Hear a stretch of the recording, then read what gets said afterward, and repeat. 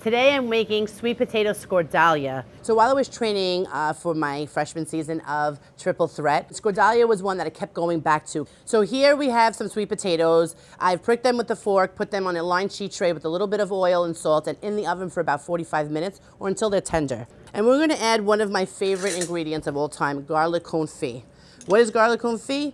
It's garlic that's slowly cooked in olive oil. This is gonna be a secret weapon in your household, whether you're making sauces or good, delicious, crusty bread, and that's smeared on top. That's a meal in itself, right?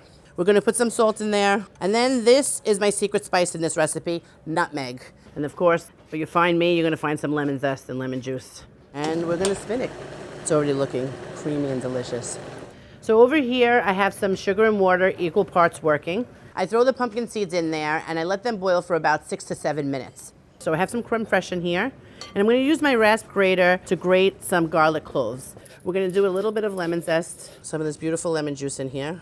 You know, I can't live without a little glug of olive oil. Put some salt in there.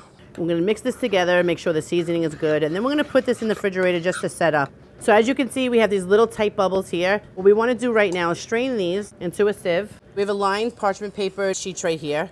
And at this point, what you wanna do is make sure that this is spread out in a single layer, right? We want everybody to have time to brown and get nice and toasty in the oven. This part is gonna be the topping for the Skordalia. I add a little bit of salt, and then we're gonna toast them between 8 and 10 minutes.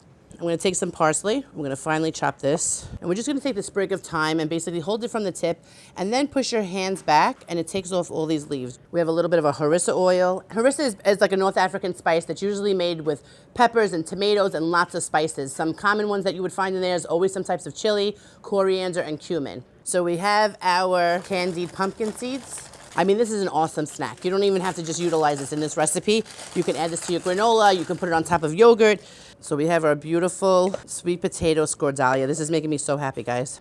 And then we're gonna do the famous swoosh. You take your favorite spoon and turn the plate towards you while you leave the back of the spoon to push out. We're gonna adorn the middle with this gorgeous creme fraiche. We're gonna take our beautiful harissa oil. This is gonna give it that heat and the extra spice that we need. We have our chopped parsley. We're gonna put our thyme right here.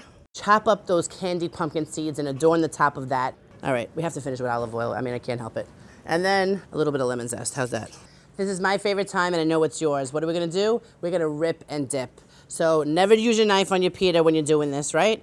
You're gonna take that pita, we're gonna open it up a little bit, and we're gonna go down into the Skordalia, up through this moat of creme fraiche, making sure that we get that harissa oil and a little bit of those crunchy pumpkin seeds. You ready? What I love about this is that every bite is different.